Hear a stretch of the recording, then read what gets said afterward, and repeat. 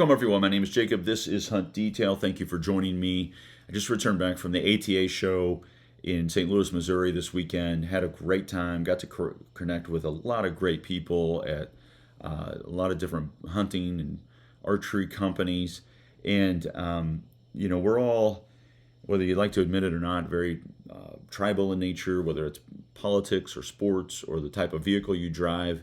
And being in a big convention center with a bunch of people in a tribe that I love to be a part of, which is archery and bow hunting and hunting in general. It's a lot of fun. And these are people this is their livelihood, and they are fully committed to this space. And they are fully committed to some of the nuance and detail within this space. And so really got to geek out while I was there at ATA, and again, shake hands with really awesome people.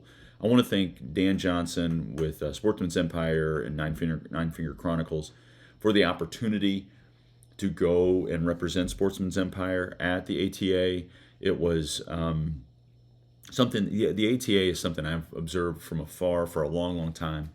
I really, again, enjoy seeing what companies are bringing out and seeing what companies are doing, and I also enjoy the business side of it, just to try to understand the marketplace and how it's changed and evolved. And I often get that question, or not question, but I often hear like, hey, the state of the ATA, it's down, it's not as big as it used to be, and that sort of thing. And I find that interesting. There's a lot of, if we think about how business has changed in different marketplaces over the past 10 years, I mean, I can think of 8 short years ago, going out west hunting pronghorn with my bow in 2016, and the amount of information was nothing. There was zero information on this type of hunt. There was no YouTube hunts on archery pronghorn, or maybe if there were, it was maybe like 3 videos, and they weren't even like in the state that I was looking at.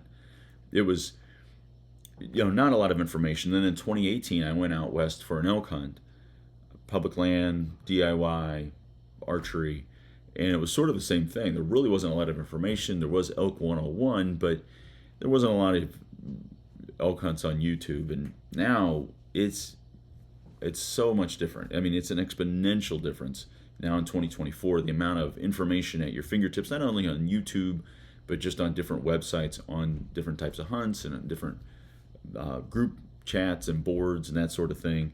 And so in a lot of ways, I feel like bow hunting is probably as popular, if not more popular, than it's ever been. And I'm going to include crossbows into that conversation. So if you think about crossbows and the impact that they've had on the marketplace, and then you've got people being able to watch other people hunt different states, and mobility of hunting on public land and getting lighter and quieter, I just feel like it can't be more popular than it's ever been. The other side of that is manufacturing has changed. I mean, you've got these small shops building stands and stands and platforms and sticks. You've got 3D printing making these components, and so I can really customize my gear to what I think is best for me. We've got a lot of overseas manufacturing that continues to flood the market, drive down the price of these goods.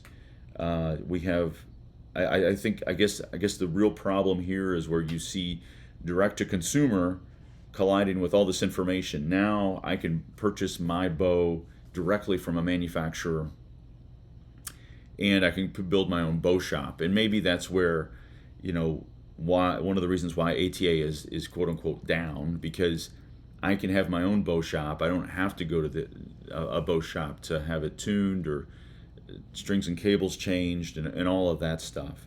And I have all of these videos that I can consume to understand how to tune my bow and all of that. And so I don't know what the future of the ATA is. I feel like, again, archery is as popular as it's ever been. Bow hunting is as popular as it's ever been.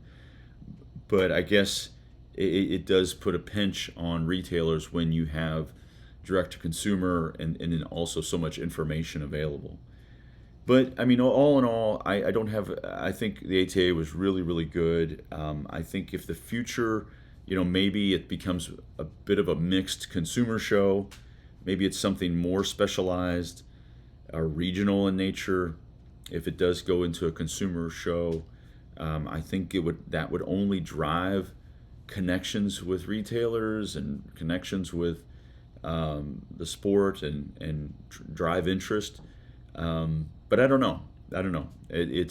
But I again enjoyed it. I want to thank a bunch of the companies: Latitude, Trophy Line, Tethered, Cruiser, Mystery Ranch, Elevate, Stealth Strips, Novix, Quiver, Twisted Iron, Deer Mapper, Nilchi, Vale Outdoors, No Jammers, XOP, Mountain Ops, Merrill Targets, Total Peep. Those are just some of the companies that I talked to, and they were generous and kind enough to give me some time. So thank you all.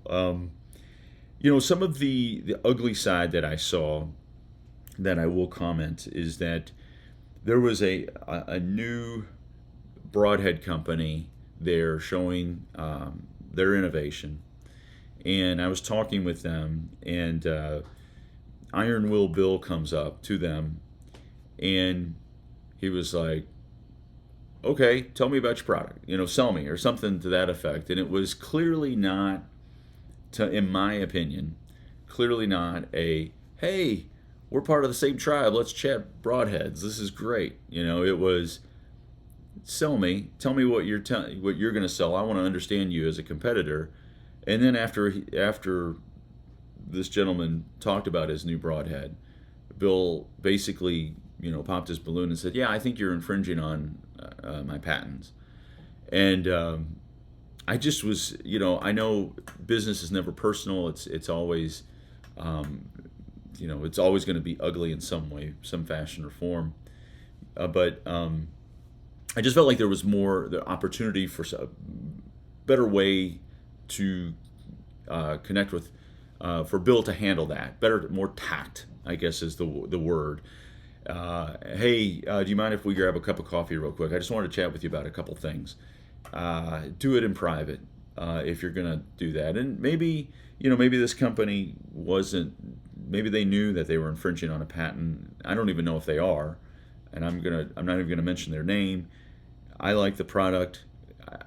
Who knows if they're infringing on a patent? That's for other people to figure out. But it just maybe shame on them for not doing their research if in fact that is infringing on a patent at Iron Will. But just really kind of the ugly side, because as I was talking with all of those companies that I just mentioned, everybody was excited to be there. Everybody was excited to be part of this group and to talk about their season and talk about their new products and all that. And to be there and see somebody really pop someone else's balloon, I was just like, man, that's not great. And again, I think Bill could have handled that much differently and with much more tact. But let's talk about some products that I came across that sort of jumped out to me. What I will say is that, and I'll share this with you all. So the ATA does have a new product launch showcase, and this year I think it was 125 products that competed, and 3 of them were awarded for their new product design, innovation, and ability to meet customer demands. And so coming in 3rd place was the Hyperlight climbing sticks by Trophy Line. And so there's been a lot of press and a lot of buzz around these Hyperlight climbing sticks. They also have a platform made out that's also Hyperlight.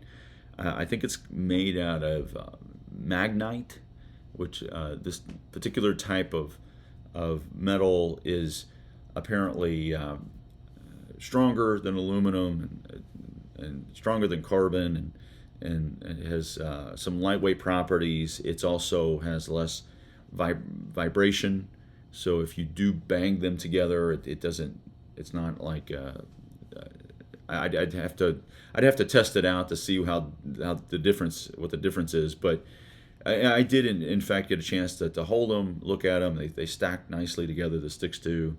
They are relatively lightweight. They look like they're really well designed. I don't know if they would be for me personally. The sticks I have, I'm really pleased with, and I think one of the things that jump out to me with the sticks that I have is the attachment method is already built in. It's not I'm not having to buy additional ropes and that sort of thing. But ultimately, I like the innovation. I like the thought there, and so they came in third place. The Hyperlight climbing sticks. Second place was the Hypo Two Blade by Annihilator. So the Annihilator broadhead is they've had a three blade broadhead, but it's more of a three bladed wedge, and it creates. I guess it not only has a cut dynamic, but it also creates a hole, like it's punching a hole through that animal. And they're a different looking broadhead. I've never used them, but they definitely. I know there's obviously people that are fans of them.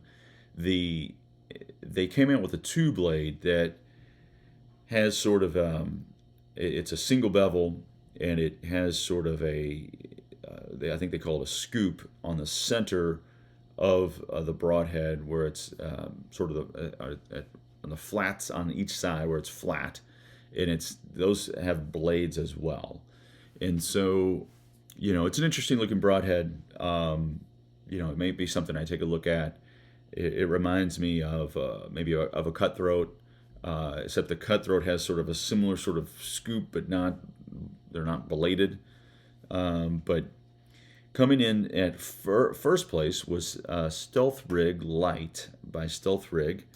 And this is, if you've ever seen the bow spider, the bow spider is a device where you put something on your bow, it sort of slots into a device that's on your pack, and it allows you to sort of access your bow easily, but also put it back when you're hiking and keep it, not having to carry your bow. And so the Stealth Rig is a little bit like that, but it's more magnetic, and it is magnetic in nature. And so I didn't get a chance to examine that or mess with it. I wish I would have now, knowing that it won first place. But it's definitely interesting, and there's a definite need in the marketplace for something of this. In addition to sort of the bow spider, and in addition to other options out there. The things that sort of jumped out to me, and I would encourage you to look at the videos that I put out on the Hunt Detail YouTube channel on different products, but one of them came from a company called Tree Sticks, and these are carbon fiber tree sticks. They stack really well. They have a built-in aider that's integrated into the lower portion of the platform, I believe the lower step, and so it comes out and then retracts and goes up in. And I think that's obviously a really nice innovation, because if we've used aiders before, sometimes they can sort of bundle up or get in the way, or sort of make it sort of, in my opinion, get a little irritated how they get wrapped up in things. So I thought that was really nice. They were very lightweight. I did get a chance to hold them, and actually I did get a chance to talk to the owner there, and he went through the sticks on my video again on YouTube. So I would encourage you to check that out if you haven't already. Another product it's been out. This was sort of launched before ATA, but it's from Garmin. It's the Zero C1 Pro chronograph, and I really like the this as a new tool for those whether you're shooting a rifle, or whether you're working on your arrow setup. Really nice tool. I think it's going to really dominate the market going forward because of all the data that's available from this device versus, say, what's been available before. So really neat product. I think this is something that it grabbed my attention. It's a Game Grip, and this is food safe adhesive strips for cleaning game meat. And I process my own meat, and I think that I do get hair on it from time to time. It does get maybe a little bit of dirt or whatever. It makes me wonder if I need this. Maybe I should get sort of a roller, a cloth, one of those lint rollers, and maybe see how a lint roller would work. Compare, and then maybe try this out and see, if it's how effective it is. But I think there's an opportunity there. There's definitely a problem, and I think that could be a solution for some folks where you're processing your own game and you want to get all that hair off, and you use this adhesive strip for that. The one of the other products that jumped out to me was from Quiver. This is a new company, and they have a app that's for your iPad or phone that allows you to see the organs of deer or elk on an actual target, and it can be a 3D target or a 2D target. So you shoot, and then you come up to your target, and you look, and you turn on your app, and it shows where your arrow would have penetrated, what it would have hit, liver, lung, guts, whatever. And I think I was just really impressed with that tool, and it won an award for Best New Technology. And I also spoke with them, have a video on their products on the Hunt Detail YouTube channel, so you can check that out. I did get a chance to talk with Latitude and Cruiser, and I think that they have some really interesting things coming out later on this year, but they were really kind of keeping that under wraps. They want to make sure that everything is right for the launch of these products, so keep an eye out for that. But all told, lots of interesting innovation, lots of interesting people, and really would encourage you to check out the Hunt Detail YouTube channel for some of that content, and keep an eye out with those companies that I've mentioned.